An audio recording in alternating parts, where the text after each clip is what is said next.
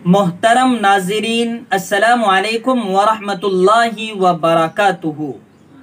दोहा में कतर में अफ़गान तालिबान का और नेटो अफवाज का, जिसका सरबरा अमेरिका है, अमन मुआहदा होता है, जिसमें यह तय पाता है कि सितंबर से पहले पहले तमाम फ़ौजें अफ़गान से निकल जाएगी।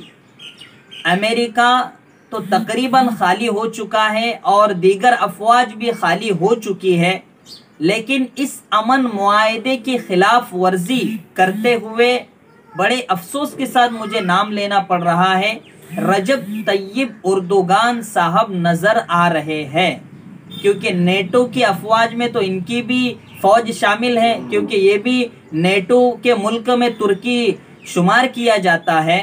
तो रजब तय्यब उर्दोगान इस बात पर बजिद है कि नहीं, मैं अपनी फौज को काबुल का जो एयरपोर्ट है उसके तहफ़्फ़ुज़ के लिए वही कायम रखूंगा। जिस पर अफसोस जताया जा रहा है कि भाई जिन्होंने अमन मुआहदा कराया था कतर ने और दीगर ममालिक ने, वो भी देख रहे होंगे कि रजब तय्यब उर्दोगान क्यों इस मुआहदे की खिलाफ वर्जी कर रहे हैं।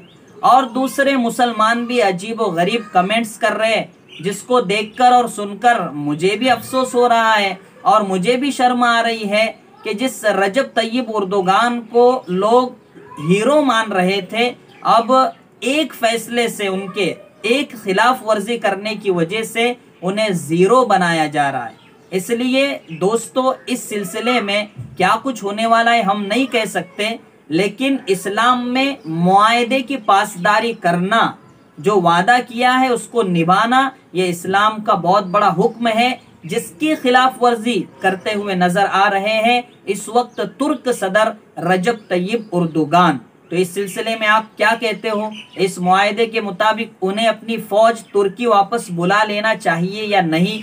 कमेंट जरूर कीजिएगा।